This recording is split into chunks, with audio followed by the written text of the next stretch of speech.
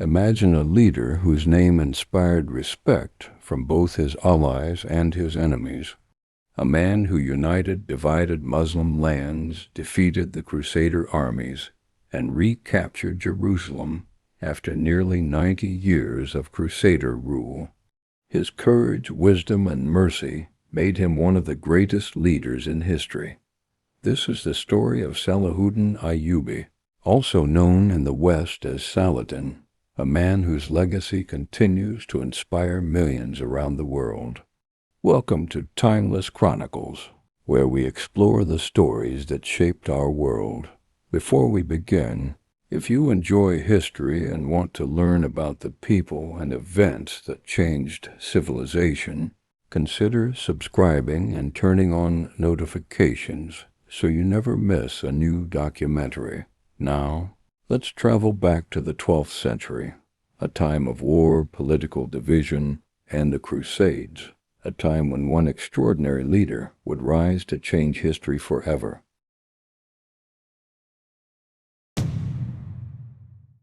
The year is 1095. Maps of this era show what look like giant, unstoppable empires. To the west, the Christian kingdoms of Europe. In the center, the glittering Byzantine Empire. To the east and south, the vast domains of Islam. But maps lie. The reality of the late 11th century was a chaotic jigsaw puzzle. It was a world of deep internal rivalries, religious schisms, and structural decay. This profound instability created a vacuum of power. It allowed a military expedition from Europe to crash into the Middle East and change history forever.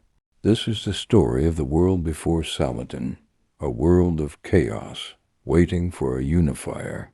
To understand why the Crusades succeeded, we must look at the deep fractures within the Islamic world. It was violently split down its ideological and geopolitical center by the great Sunni Shia schism in Cairo, Egypt, sat the Fatimid Caliphate. They were Shia Muslims, once a massive superpower. By 1095, the Fatimid state was aging and fragile. The caliphs had become mere figureheads, while the real power was wielded by military dictators who frequently overthrew one another. Meanwhile, in Baghdad sat the Abbasid Caliphate, representing Sunni Islam. Like their rivals in Cairo, the Abbasid caliphs had lost their political power. The real rulers of the Sunni world were the Seljuk Turks. The Seljuks were nomadic warriors from Central Asia. They breathed new military life into the region, but their empire carried the seeds of its own destruction. They operated under a tribal system where an empire was divided among sons and relatives upon a ruler's death. This meant the Seljuks were constantly on the verge of civil war. In 1092, just 3 years before the First Crusade, the great Seljuk Sultan Malik-Shah died. His death triggered a catastrophic collapse of unity. The empire shattered into competing principalities. In Syria, local Muslim rulers despised each other so intensely that they preferred to see their neighbors' lands burn rather than offer help. When the European armies arrived, there was no single Muslim army to meet them. There was only a collection of rival city-states, far more interested in fighting each other for local dominance.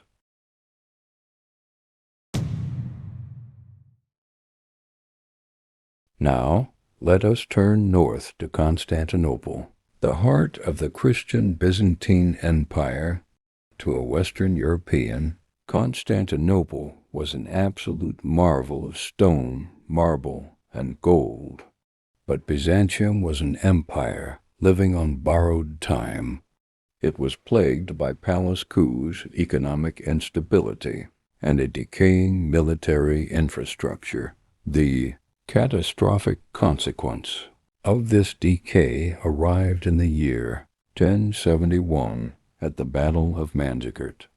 On the plains of modern-day Turkey, the Byzantine army was utterly crushed by the Seljuk Turks. Manzikert was a geopolitical earthquake. It triggered a civil war in Constantinople. With the borders left completely undefended, waves of Turkish tribes flooded into Anatolia, agricultural heartland of the empire. Within 20 years, Byzantium had lost nearly all of its primary tax revenue and recruiting grounds. In 1081, a brilliant general named Alexios I Komnenos seized the throne. He stabilized the immediate borders, but he lacked the manpower to retake his lost provinces. Alexios needed help. He dispatched ambassadors to Western Europe, specifically to Pope Urban II.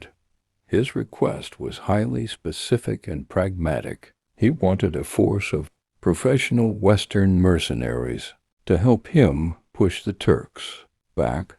Alexios viewed this as a standard political transaction. He had no idea that his request would act as a spark dropped into a powder keg of religious fervor.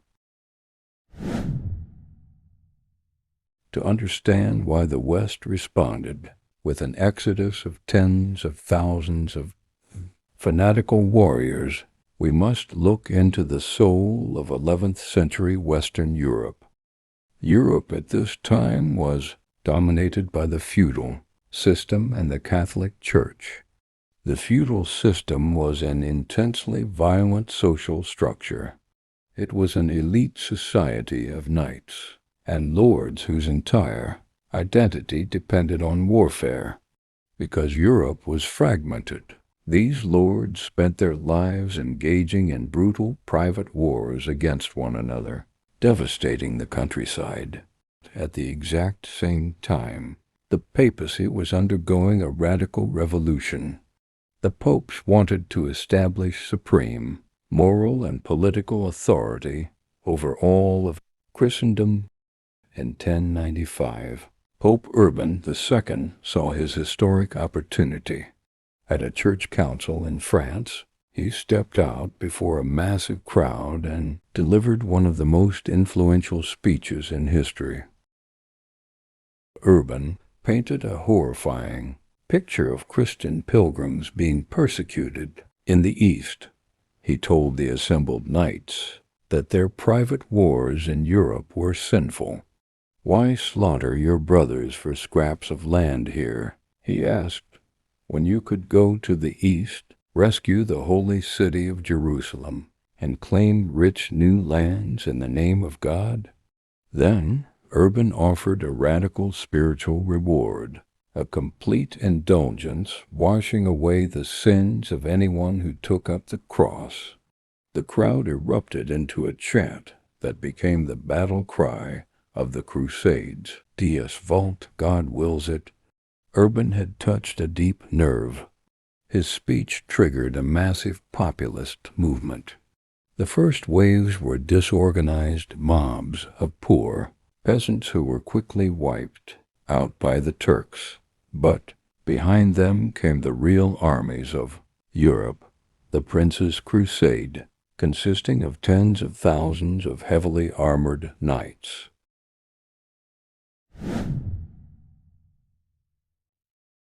By 1097, the massive Western armies arrived at Constantinople. The alliance between the Crusaders and the Byzantines was fragile and tense. The Byzantines viewed the Westerners as uncultured, dangerous barbarians. The Crusaders viewed the Byzantines as arrogant and untrustworthy. Nevertheless, they crossed into Anatolia together. The fragmentation of the Muslim world immediately played to their advantage. When the Crusaders besieged the Turkish capital of Nicaea, the local sultan was away in the east, fighting a bitter war against a rival Muslim dynasty. He had completely dismissed the Western threat until it was too late. The Crusaders broke the Turkish resistance in Anatolia and pushed south into the Levant. Here, the local political isolation became the decisive factor in Crusader survival during the grueling 8-month siege of Antioch. Rival Muslim neighbors refused to coordinate their relief forces out of mutual distrust. The Crusaders captured the city through internal betrayal and miraculously defeated a massive relief army because the opposing Muslim coalition fractured and deserted mid-battle. Even the Fatimids of Egypt completely misjudged the situation. They viewed the Crusaders through the lens of their rivalry with the Seljuks, assuming the Westerners were just mercenaries hired to weaken the Turks. The Fatimids actually captured Jerusalem from the Seljuks in 1098, hoping to negotiate with the West. They were wrong. On July 15, 1099, the Crusaders breached the walls of Jerusalem. Driven by religious frenzy and military exhaustion, they launched a horrific massacre of the city's Muslim, Jewish, and local Christian inhabitants. The political vacuum was filled. The Crusaders established the Kingdom of Jerusalem and a network of Western states known as the Outrammer, the lands beyond the sea. The First Crusade succeeded not because the Western knights were militarily superior, but because they struck at a moment of unparalleled political and religious fragmentation.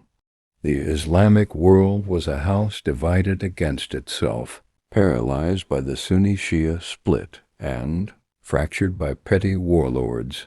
For the first few decades, the Crusader states enjoyed great security, playing local Muslim rulers against one another.